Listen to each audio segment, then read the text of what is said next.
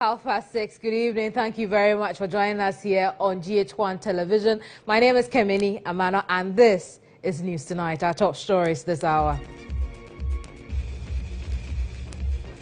Stakeholders are still on the ground investigating what led to the explosion at Shanxi mine, which has so far claimed 16 lives with many other injuries. We will touch base with all concerned parties.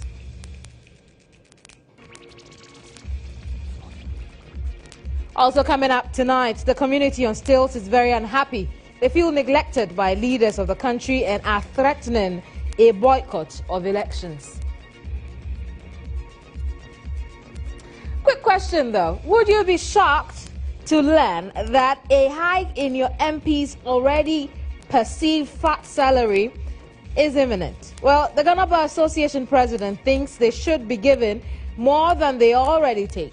We'll find out what their reasons are. And good news for passengers and clients of Ethiopia Airlines. They can now fly to the USA as Africa's biggest airline launches new route to Los Angeles, taking lucky passengers to an all-expense paid trip for a week.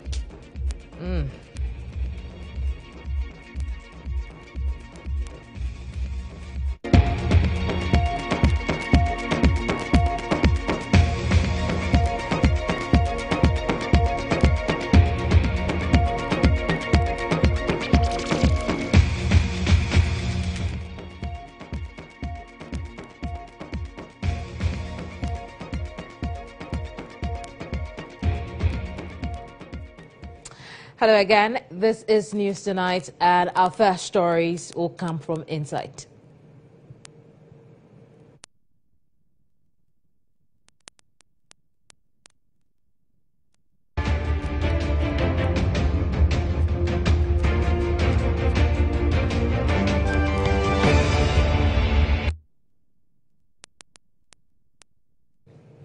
Now, 16 small-scale miners have been confirmed dead, and about 20 others are said to be on admission at the Upper East Regional Hospital following a mine explosion at Gbani, a community in the Talensi district. Now, there was an explosion at the Shanxi company in the early hours of Wednesday, killing 6 people instantly.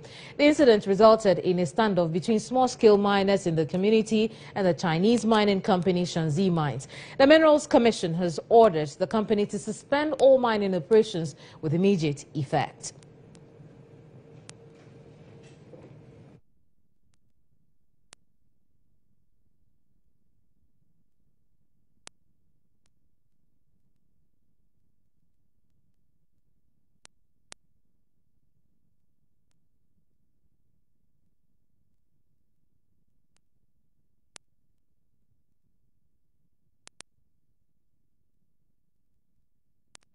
Well, the pictures you just saw is how things unfolded at the mine on that fateful Wednesday evening. Now, let's have a conversation with the district, the DCE for this area. The District Security Council has been meeting with the Minister of Mines, the Regional Minister, the CEO of the Minerals Commission, and other stakeholders to get to the bottom of the Shanxi mine incident. Already, there's a technical team on ground investigating what occasioned the blast. We are joined now on the phone for some more on this, precisely the outcome of these meetings by the DCE of Talensi, Christopher Boatbill.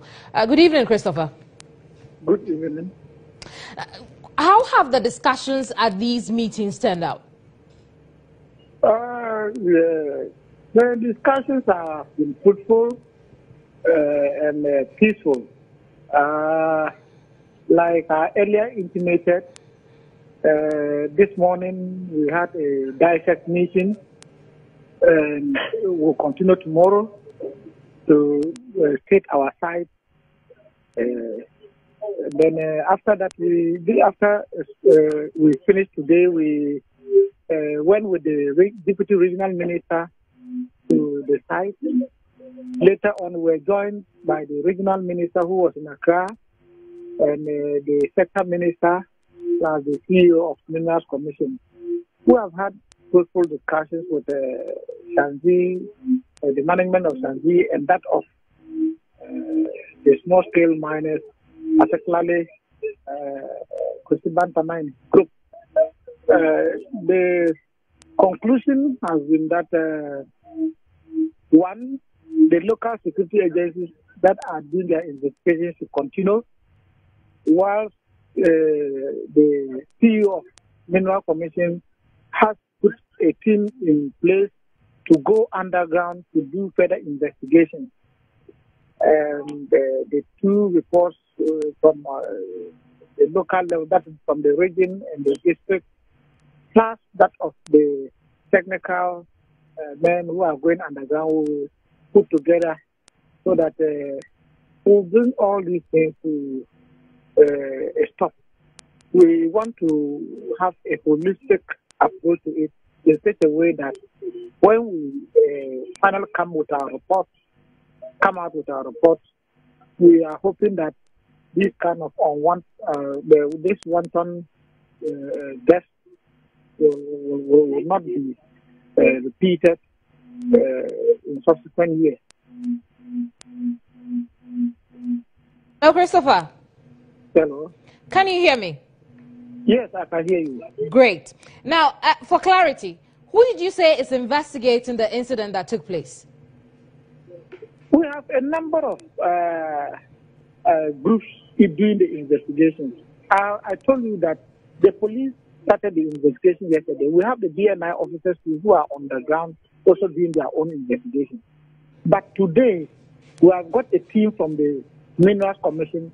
They will be aided by the Minerals Commission representatives in the region to do underground investigation, because the blasting took place underground. Very well.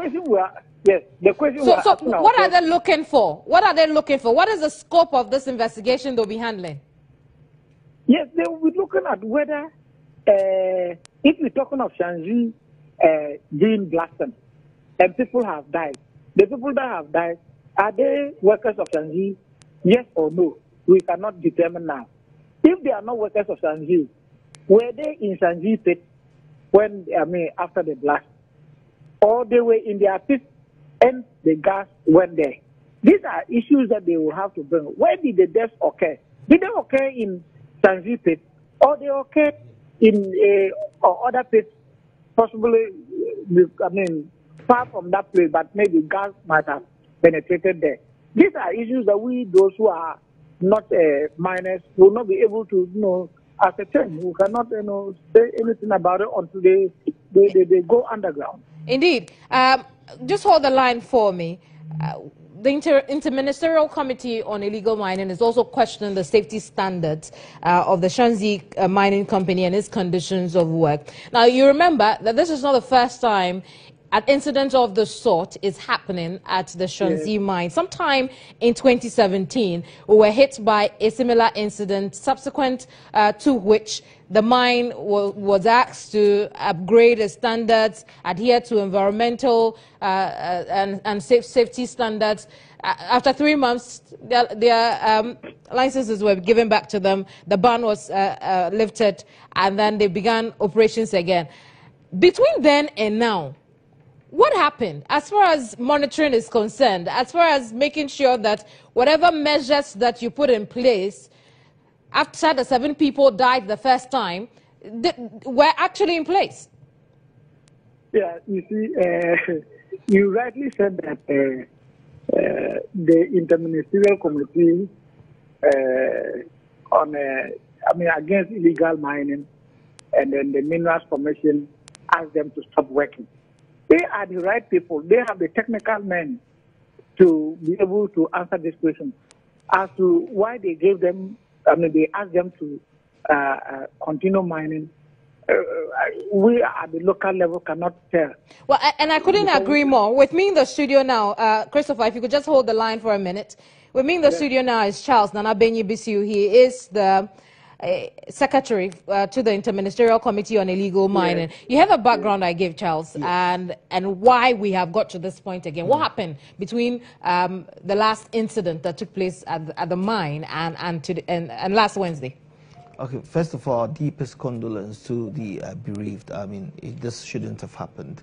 And that's one of the reasons why the president formed the interministerial committee.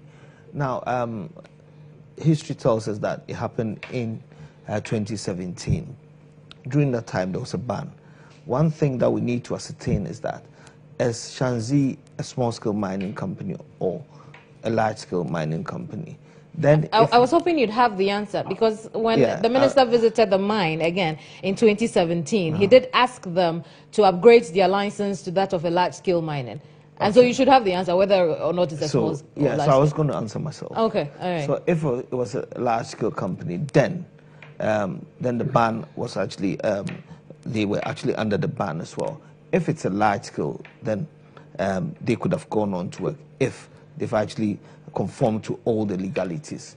Now, my information, I would have waited for the Minister for Lands and Natural Resources, who is a member of the Interministerial Committee, to go there. He's there to ascertain what is actually happening there.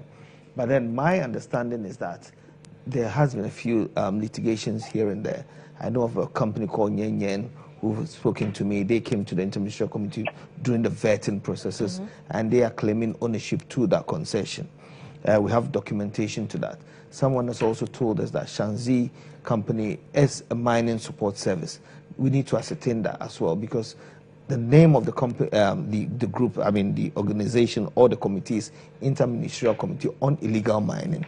We don't issue licenses, but where there's illegality prevailing, then we come in to ensure that that is forestalled. So I'll look at that first. Now, moving on, I think that education is key. We'll come to what we should do to make sure that this does not repeat itself. Okay. But let me go to the phone line and wrap up the conversation with Christopher. Christopher Bootbill is DCE of Talency. Christopher, people of your community must be tense at this moment, given the background that from 7 deaths in 2017, it has unfortunately gone up to 16, and we're hoping that those still in the hospitals will be fine. But what's next for you as leader of this community over the next few days as far as this incident is concerned? Pardon me, come again, I didn't hear you well. Well, I'm asking, as community leader, what are the next few steps you're taking in your community post the incident?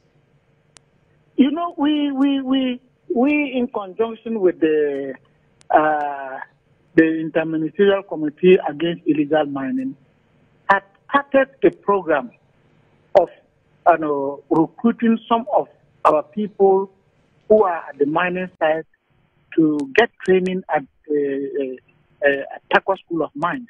And I can tell you that we have sent about 75 of them there, including even Kwesi Bantama, who is at the center of this issue. So we're expecting that most of those people who were engaged in mining without proper licenses, who have had this training, they would have become sober enough for us to give them the certification and then put them into groups in what we call community mining groups. So the government has started something very positively for the people, you know. So we'll continue educating them. We'll continue the training programs for them. And I think that with that, eventually we'll come to a conclusion, and then they will understand that, look, we are not against them not getting a livelihood. Well, Christopher, I wanted to end our conversation, but from your submission, I glean you are telling us that one of the causes of the accident or the incident that took place at the mine is the lack of training in the handling of whatever chemical that exploded. Who said that? I am saying that from what you have told us already, I glean that you think that the lack of education on whatever mining activities they were engaged in could be a cause of the incident. That is not true. What we are saying is that government had already banned illegal mining and small-scale mining for some time. And it was precisely because these activities are destroying our environment, it's destroying our vegetation, and it is destroying the water bodies. Okay? So, after lifting the ban on illegal small-scale mining, the next step was to train people within the communities in proper ways of mining, and then giving them licenses and getting them concessions so that they will mine in a manner that will not affect the environment. Okay, so let's be on the same page. Yes. I think that both you and Charles are referencing the ban that took place last year on Shanzi. You're referencing it to the general ban on small scale mining activities, right? And illegal mining. Yeah. But from the reports that we see from 2017, the referencing is to the fact that safety standards were not being adhered to. Toxic chemicals at the mine were improperly exposed. Reason that people died in the first place, and it's happening again. That is why I told you earlier on that, yes, that could have happened. But these questions should be posed to Mineral Commission, because I, as a lay person, there's no way. And trust me, Christopher, I understand you. Yes. But as DISEC, you cannot absolve yourself, because this is also a matter of security. You cannot absolve yourself from whatever happened a year ago and what is happening now. When it happened the first time, what steps did you take to ensure that the security of your people in that community was safeguarded? So, for instance, if as we as DISEC, we sat and we asked them that they should make sure that the safety standards are improved. And the Mineral Commission was supposed to ensure that these things are done. We are not under the ground to know whether these things have been, adhered to or not. So, because we don't go underground. That is why I'm saying that it would have been more appropriate if you pose these questions to the Mineral Commission to ask them that if there was a policy direction that you should ensure that they improve upon their safety standards. I see, Christopher. We'll leave it here for now. That's all time we'll allow with you. Thank you very much. Now, with me in the studio is Charles Nana Benyi Bisi, who is Secretary for the Interministerial Committee. Is it on or against illegal mining? On illegal mining. On illegal mining. And some of the questions around safety that we've raised already, hopefully you can help us. Again, so with regards to safety, between the first time the incident happened, then the ban and the lifting of the ban on this company in particular, what happened? What monitoring process took place? Okay, now, I mean, the mandate of the Interministerial Committee was to strengthen these agencies, Minerals Commission, Forestry, Water Resources Commission, and any other organization that's related to mining. The reason why it was formed was because of these problems. The problems have persisted for time, from time immemorial. And so dealing with them, you cannot do them overnight. You mentioned Shanzi, but there's so many companies like that. So this is an eye-opener. It is sad that people have died, but then the government has done a lot in actually curbing the situation. If the ban hadn't been placed, I mean, where would we have been by now? I've seen, we've gone to places where we've seen people doing crude, things that are more crude than what this company is doing. And knowledge is power. Like the DC is saying, we've trained about 6,000 illegal miners then, who are now unregistered miners, who are going under the community mining scheme. So I would, that's 16 that died. I mean, sorry to them. I'm not sure if we've captured them under our data. Is it a case of somebody actually misleading them to go and mine illegally? Because I mentioned a company called Yen. Yen is saying that the concession belongs to them. They've been to us. It's a legal concession. All that is left for them to do is to get an EPA license, operating license, and all that. But then those who went onto the concession were actually operating illegally. Who is in charge of that? So that's what I'm saying. To establish culpability, let's wait for the minister to come back. But then going forward, I think this is an eye-opener. I wouldn't want people to die. But then we need to actually learn from this and then actually keep the situation, because our water bodies and all the environment that we're saving. Is the committee a part of the investigative processes going on at the moment? By domino effect, Lands Ministry is there, and they are part of the Interministerial Committee, and so the committee is in there. Now, I was going to end the conversation, but let's speak to the PRO for the Shanzi company. He's joined our conversation over the telephone, Maxwell Wuma. Maxwell, good evening. Good evening, Madam. One of the issues we've not been able to clear at the moment is whether or not Shanzi Mining Company is a mining support services provider, is a large-scale miner, or is a small-scale miner. Where do we place the company? Thank you. We are given a permit to provide mine support services to 2 Ghanaian small-scale mining groups. One is Keminni Mining Group. The other is Kobotaba Mining Group. Each of these 2 Ghanaian licensed small-scale mining groups has a 25-acre concession. So in total, they have a 50-acre concession. So the Shanzi Mining Ghana Limited is registered with the Minerals Commission to provide mine support services. Now, these services include financial assistance, material, logistics, human resource, transport, and processing equipment. Okay, so to enable these. So Maxwell, yes, Charles, yes. I'll let you have your time on what he said and how it changes the conversation we've been having.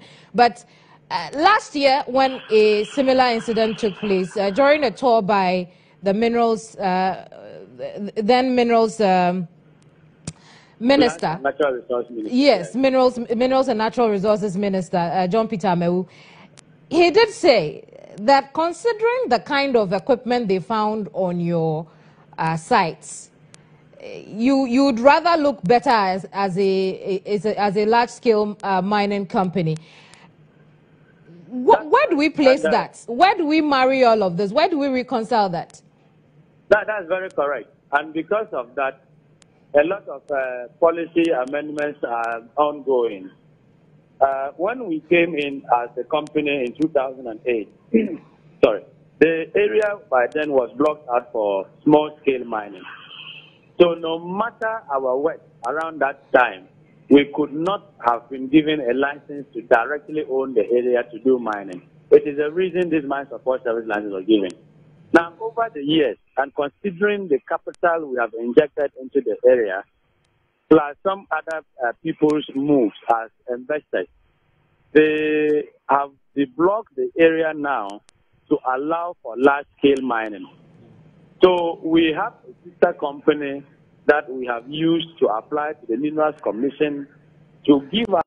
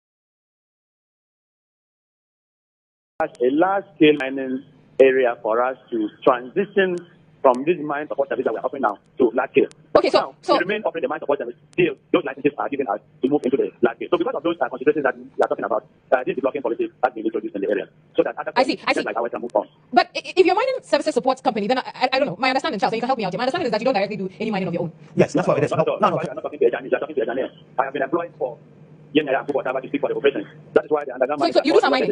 Hold on, you do some mining.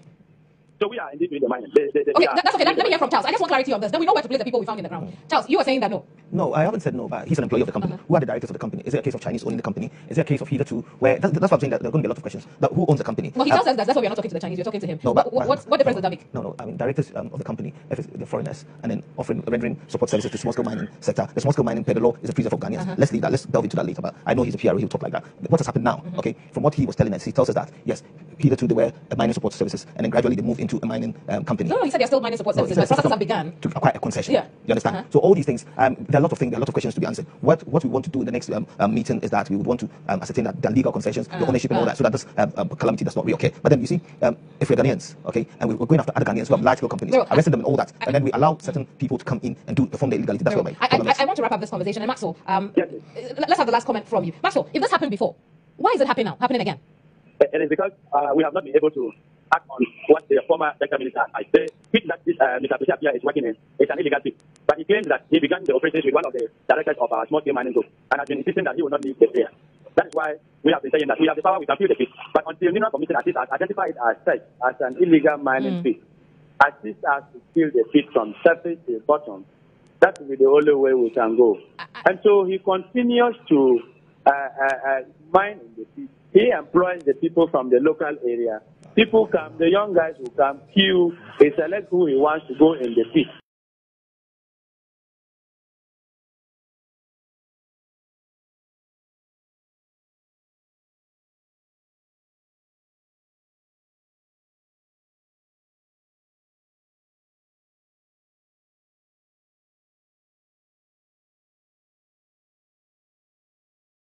What Charles is raising now is, if whichever mine you are now blaming for taking the wrong steps, for which reason we are here today, is a small-scale mine, you as a support services provider, are you allowed legally to provide any service to a small-scale miner?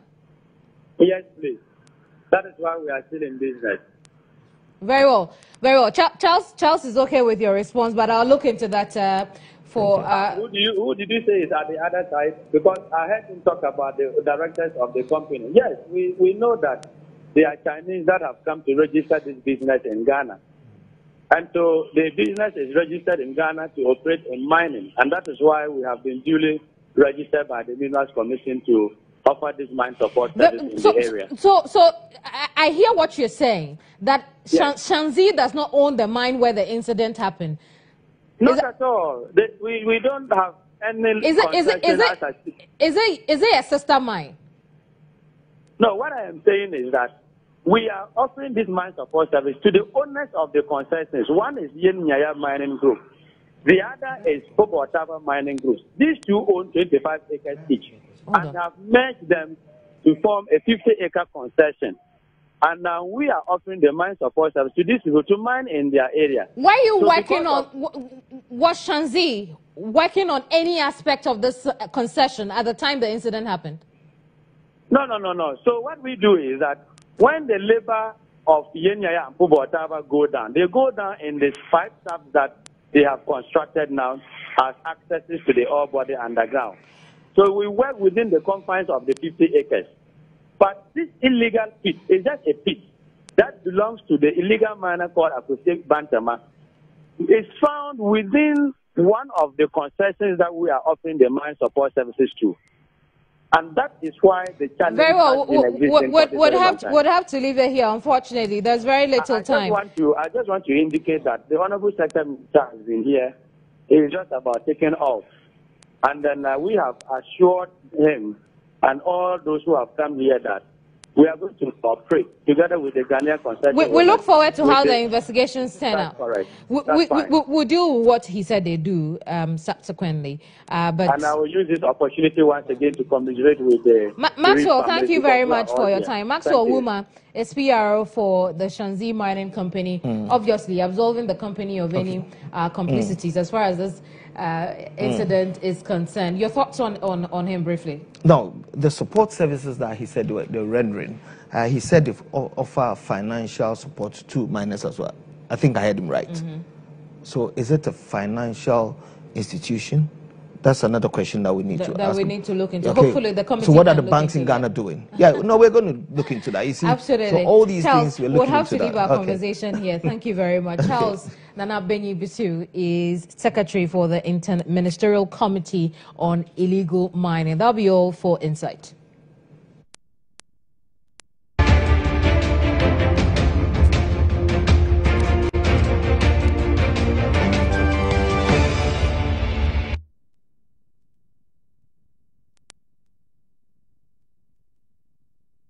Let's take you to Parliament now. How will you feel if the salary of your MP is increased by government? Well, President of the Ghana Bar Association, Anthony Forson, has resurrected the age-old debate about conditions of service of MPs in the country. The GBA president wants salaries of lawmakers increased to properly reflect the services they render the nation. Speaking at a consultative meeting to collate inputs for the formation of a Parliamentary Assurances Committee, Tony Forson said the public must not be too quick to kick against improvement of conditions of lawmakers based on emotions. Indeed, the people of Ghana also must recognize the work that parliamentarians do and the stresses that they go through. Until recently, when you have these accommodations, we all know how we were operating.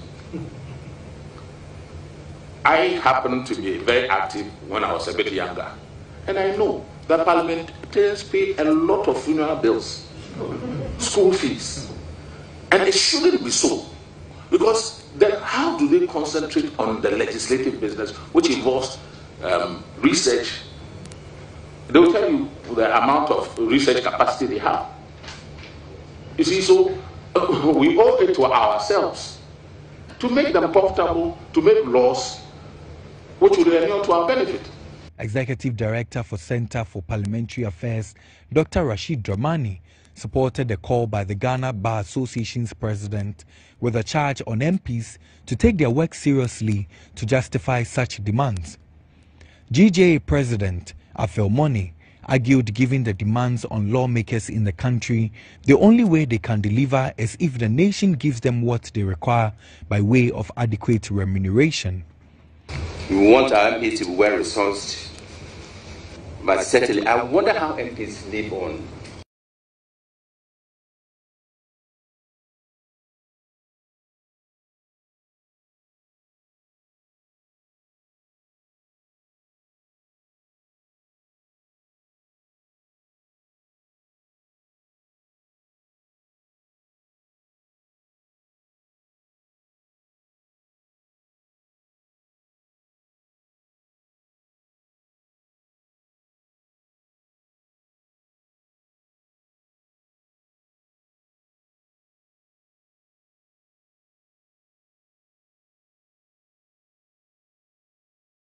It's a welcome one.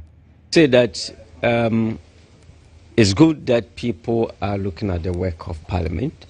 It's not about the quantum of money, but we look at the extent of work involved in it.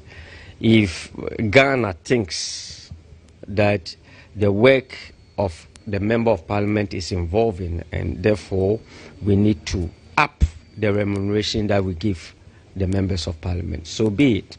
If members of, if the public thinks that what we are giving is okay, we should stay put. No matter how much you give us, it might not be okay. Ameyal Tremi, who doubles as the chairman for the Speakers Committee, tasked to collate views towards formation of the Parliament Assurances Committee, said there is overwhelming support for the idea so far.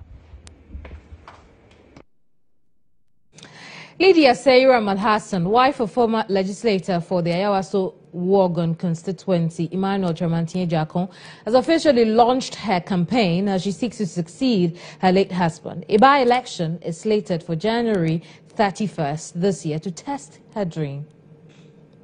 Although there has been controversies over Lydia Alhassan's decision to contest for the seat few weeks after the death of her partner, however, a group of women from the Santana market have rallied their support for her. The group, known as Friends of Lydia, on Tuesday launched her campaign ahead of the Ayawaso West Wogon by-election slated for 31st January. Launching the campaign, the son of the former President Kufuor, Reverend Edward Kufuor, noted Lydia is the right candidate to continue with the good works. I believe she is the best person to continue what the Honorable Ejiakon has left behind. She was with him. She taught with him. Whatever decisions he had made, whatever plans he had made, she was the one that shared the mind with him. So I believe she's the best person to continue his work. She also has additional things that she has planned. Of the late MP. Meanwhile, the funeral of the late MP Emmanuel Chermantine Jakon is on January 25th and 26th at Odumase Krobo, which is 5 days to the by-election which his partner Lydia is contesting.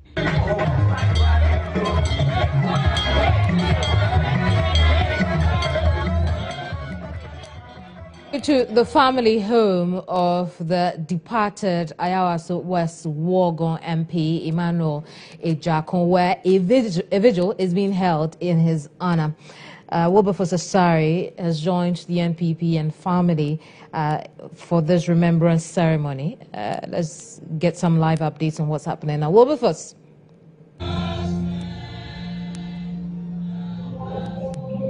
Well, in the background is audio from the remembrance ceremony. It would appear a very solemn service. Wilberforce is ready now. Wilberforce, tell us what's been happening. So Keminni, here at the Bawaleshi Park at East Legon, the New Patriotic Party and the government of Nana Dankwe Kufuor have joined hands with churches that are in the Ayawaso West Wogon constituency to observe this vigil in honor of the late Emmanuel Chermantine Ejakon. The vigil is about starting. I have with me the Deputy Minister for Information, Pius Hajde, and also the national organizer of the New Patriotic Party, Mr. Sami Ewuku. I'm quickly going to engage them and ask them what's the rationale behind the party supporting this entire activity. And that question goes to Mr. Sami Ewuku because he represents the party. Thank you very much. Basically, the party decided to put this event together, this interdenominational, non-partisan, solemn vigil for a departed member of parliament, and especially for his constituents. Today and this evening, the Honorable Emmanuel Chermantine Ejakon, the former member of parliament for the Ayawaso West Wogon, will begin his final journey home. And the party, as part of its processes and proceedings, we decided to put this event together so that the churches in the constituency can say a prayer for the repose of his soul, have this vigil for him, for the constituents to also spend some time and also reflect upon his works, his good deeds, and the kind of lifestyle he led whilst he was a member of parliament. So we're expecting high-profile dignitaries. You've already seen several members of the clergy, religious leaders. You've seen thousands of his constituents here. We're also expecting government officials, MMDCs, members of parliament, party leadership. And so that's why we are here. Tomorrow, when his body leaves the funeral home, it will make several stops before he leaves for Odumase. He will make his first stop at the NPP National Head Office by 2 p.m., proceed to the NPP Regional Office so they can bid him farewell by 2:30, proceed to his constituency office by 2:45 so they can bid him farewell, and then we take the body through the constituency, making stops at Jowlu, at Roman Reid, at Airport, at Oponglo, at Baleshi, American House, before we finally bid him farewell so he can then take him to the Odumase Krobo for the final funeral rites. Thank you. Right, so you heard Samuel Kude. So quickly tell us, what is government's role in all this? Quickly. Well, His Excellency the President and the government of Ghana is greatly saddened at the sudden passing of our Member of Parliament, Honorable Nyamanni Amanor. The late MP was a true nationalist who loved his country dearly and took his duties to the state very seriously. He was a chairman of one of the subcommittees of Parliament, and the government feels a great sense of loss, having lost such a true patriot. And the government has come suddenly behind the New Patriotic Party in this remembrance and vigil service, non-denominational, non-partisan in character. And we are here to mourn with the bereaved family and to express our heartfelt condolences to his family. And as we are all aware, tomorrow the body would make way to Odumasi for the final burial and interment services. Thank you very much, Mr. Minister. So this is what is happening here, Keminni. The dignitaries are arriving, and any moment from now, this vigil will be observed to honor the life of the late Emmanuel Nyamanni Amanor. Keminni. Very well, Wilberforce Osari there. Thank you very much. We'll bring you updates of that vigil in subsequent broadcasts. Right now, however, let's take you to Nzulezu, where residents are frustrated over lack of developments in their community, despite being adopted as a World Tourism Site by the Ghana Tourism Authority. An extended community center to accommodate a health post by an NGO is still not commissioned and therefore lacks a health personnel. Drugs in there are gathering dust as the people wade through water for an hour to seek health care. Nzrozo in Nzima parlance means the water surface. Oral history has it that the village was constructed some 500 years ago by migrants from Timbuktu of Mali in the 14th century during the Songo and Mali Empire regime. Nzrozo was built over Tadani Lake. The settlement consists of stilt-supported structures integrated seamlessly with water-dominated natural landscape. The community, with a population of about 600, is governed by the chief, Takrika. Bordered by the Yamanzure River, the community is a purely indigenous one where everything, including the buildings, mode of transport, is made from natural materials. The serene ambience of the surrounding landscape, coupled with the general activities of life on stilts, points to a dynamic relationship between man and nature. Traditional village life is adapted to the unique natural conditions. Known widely for its architectural layout and the huge interest in the village, the quality of living among these indigents rather reveals a poor living condition in spite of its popularity. Frustrated by the poor condition of living, some residents lamented to the news team.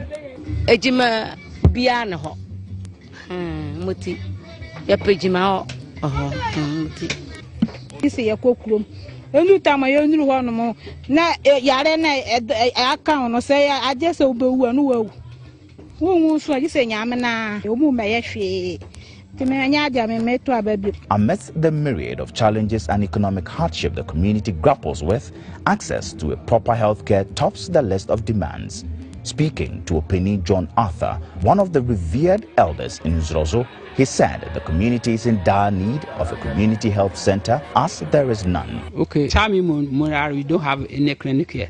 So the government has to come in and then give us this cheap compound here for the people to save our lives. When someone is sick in the night or at dawn, we have to transport the person to town and also continue to visit the nearby hospital. In 2017, this makeshift, which forms a healthcare center for the community, was constructed by a non-governmental organization, You at Heart. It was expected to be commissioned by the Member of Parliament for Jomro District, Paul Essien, but he failed to turn up. A disappointed John Arthur says they still haven't heard from him even after a series of calls. When they were coming to open the clinic, well, they invited Honorable Minister. He told them he would be in to open that clinic. But since then, when they called him, he was on meeting, so he couldn't get time to come. He said he will be visiting us later, but we have seen since long he hasn't been here. The community health center, stocked with some drugs, had all gathered dust. Other apparatus, including stationery, are rotting away. No personnel to man the facility, hence the gradual ruins.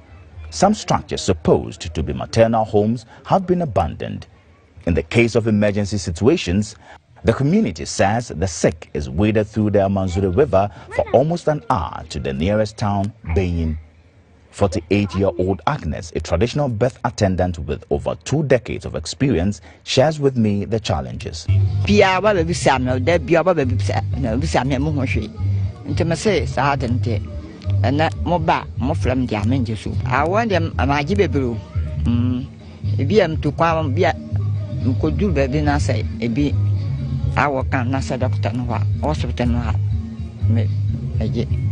The tons of frustration hanging on the head of the community has robbed them somewhat of courtesy. The news team noticed a rather cold reception from the residents. It appears the community has grown tired of people thronging their homes with nothing to lessen their plight. The youth of the community must either go into farming, fishing, or scouting. But the squalor nature of the place tells you the paltry living they make from their hard work. Songs of lamentation is never far in this community. This young man appealed to tourists and the government to inject capital into the area to maximize the benefits they derive. According to the frustrated residents, it appears the community is lost on government's interventions list. Disappointed by the ancient developmental challenges, the residents are threatening to ignore the promises of government and also boycott the elections.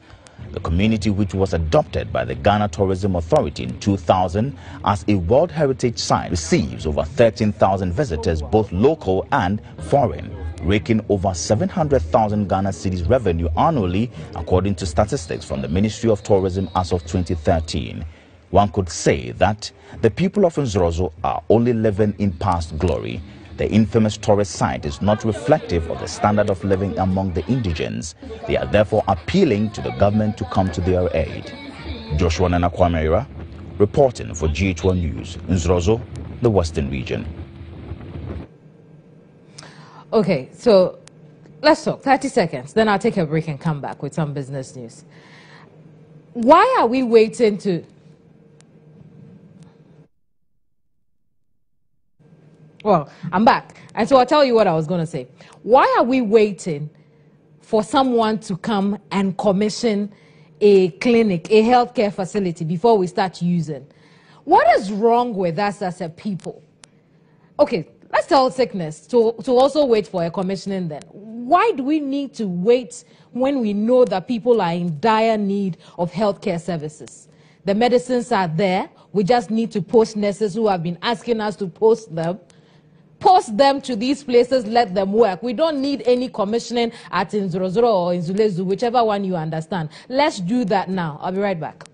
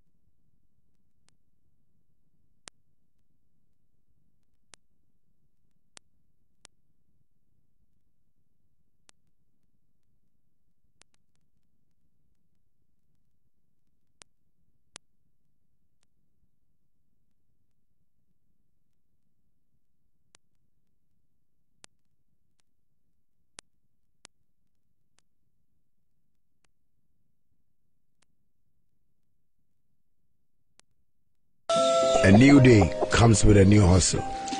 My name is Shatawale. I started on the streets. They tried to hold us back, but we kept moving. I worked hard because I knew one day I would play hard.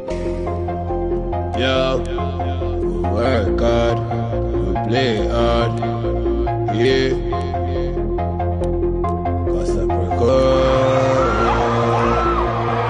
Energy, stop, energy, stop, energy, stop, energy, stop, energy, stop, energy, Kansaki. Stop, energy, Kansaki, stop, energy, Kansaki, stop, energy. Storm Energy Drink. Work hard, play hard. Everybody said I'm low. To anyone who ever pushed me to go further.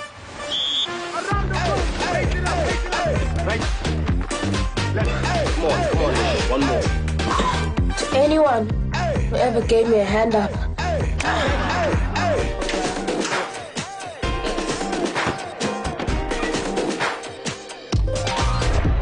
To those who work together to set the bar higher.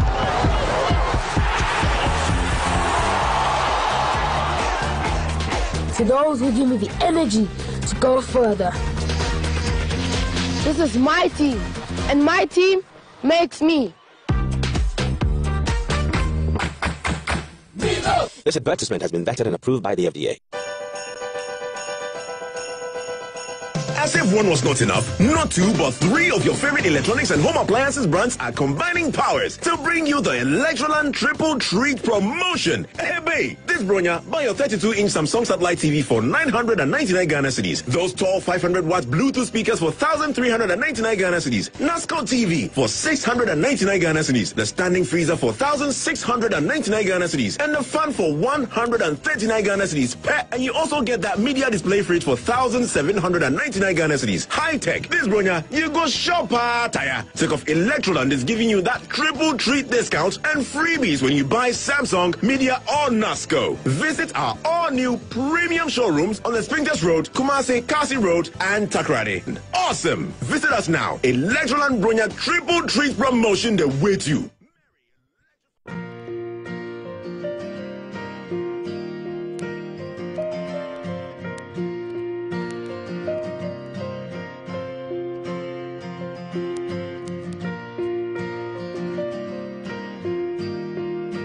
When we join our hands, it means that we are one. It means we stand, believe, and rise together. Because when our hands are joined, our hearts are joined too.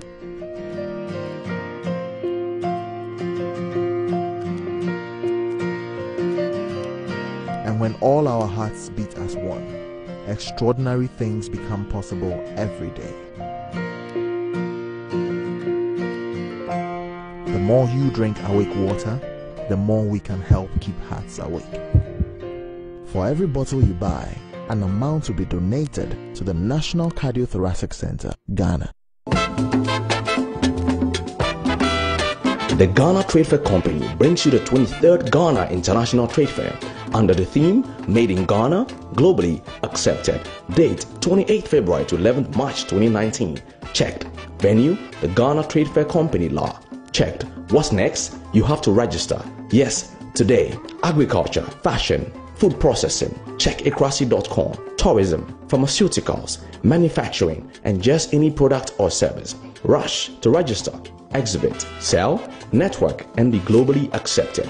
Get involved in the 23rd Ghana International Exhibition. Call 0241 818658, 0555 528817, or 0552 474632. Or visit www.tradefairgh.com for further inquiries. Made in Ghana, globally accepted. Sponsors, media partners.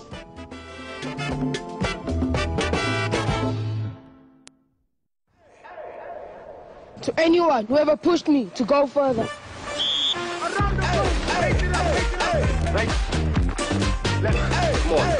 One more. To anyone who ever gave me a hand up.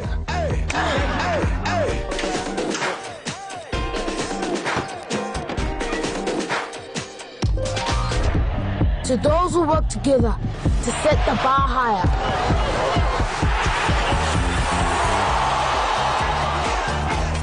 To those who give me the energy to go further. This is my team, and my team makes me. This advert.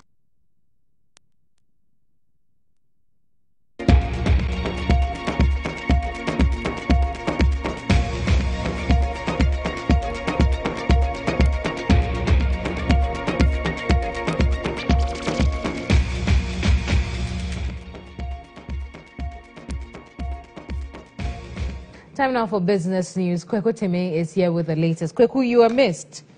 Yeah, Keminni, definitely feels good to be back and sharing time with you this evening. Absolutely, I have missed that a lot. Well, tonight, I know you love investing. I'll share highlights of the stock exchange with you and also some issues on wood carving. We're back shortly with more details.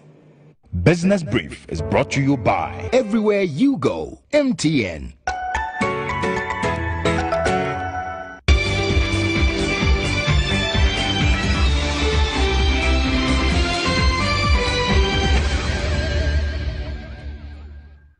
All right, so let's do some business now. Wood carving has retained its economic and cultural importance for hundreds of years. Wood is a common but useful material artists use to express their thoughts. Well, thoughts that come in all kinds of shapes and sizes. But the $17 billion industry, ironically, is still teething in Ghana, an economy with some of the world's best wood. Our reporter, Gordon Asigiba, has more in the following report. In Ghana, wood carving started as a communal form of expression which was based on the ideas and ideals of a community or an ethnic group. Carving was done under the strict dictates of clan leaders, chiefs, religious leaders, and other opinion leaders in the community. This did not allow for individual carvers to express their ideas and creativity. Nevertheless, carving is now a toast of many artists. This process of carving could be laborious. I'm doing samapa. Okay. How long does it take you for you to have a smooth feel? Just like 3 hours. It is then coated with a preferred polish color, either brown or black polish, and then left in the sun to dry. For 35 years, Felix Boche has lived off his craft. The 51-year-old said, "The vocation spanning over 3 decades has been one of mixed results, chiefly because of the plethora of challenges. We don't get any help from anywhere. We apply to the government to look about our work and help us now up to today. But we are paying tax. When we need wood, unless we go to Bush, North, Volta, we find wood. When we are coming, the police go to the warriors for the road before we reach here. Meanwhile, the government know that the work we are doing is getting something about the work. When the tourists come by the thing from here, they no carry it to their bag. They are passing through harbor, through airport. The government, they take tax. Boche stressed the need for the crafters to be innovative in creating products that will appeal to people. So we are appealing to the government to look. If it can be possible, they will take some of us to the school campus and make some shops for us to be teaching the school children. End of the day, maybe 500 Ghana, 600 Ghana, where they pay is we can take support ourselves. Over the years, he has transferred his knowledge by teaching students in the secondary and tertiary schools. When we apply to come a lecturer for the big schools, school like university, school like Polytech, and then the junior secondary schools, the first thing they ask them. Developments from the stock exchange, and here the Ghana Stock Exchange performed poorly in year 2018. Now, this is in spite of government's major listing of the Yesla bond and the representation of Ghana's biggest telecommunication network, MTN. While the GSC recorded a negative composite index of 0.29%, while the financial index also recorded a loss of 6.79%.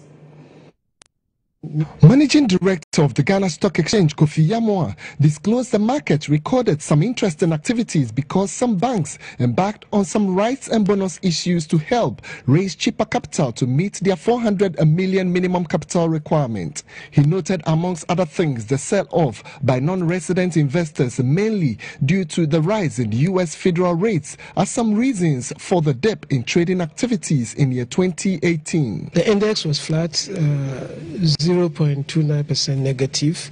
Would have wished that the index reflected a much positive figure. But like I explained, across the world, US, Europe, Asia, in Africa, many of the indices were in negative territory.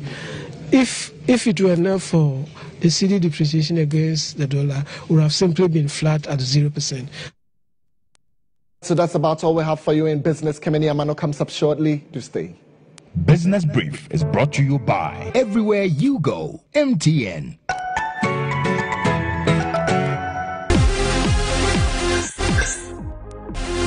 In real life, there's no buffering. So why accept it from your internet connection? Get connected and experience ultra-fast internet to the home from MTN.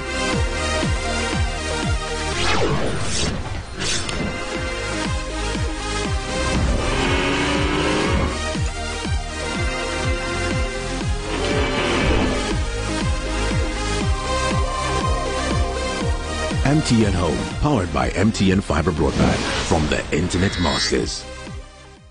We day for you, everywhere you go.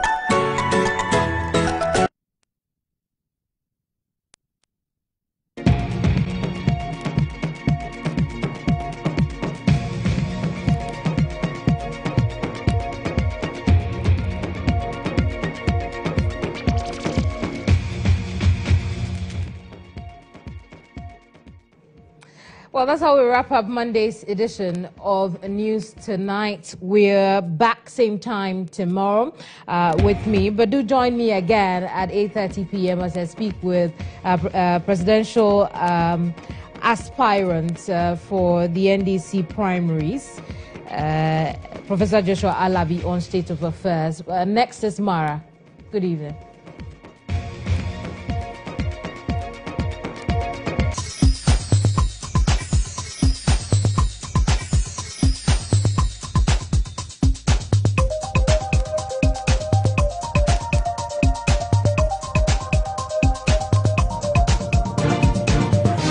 GH1 TV, your best experience.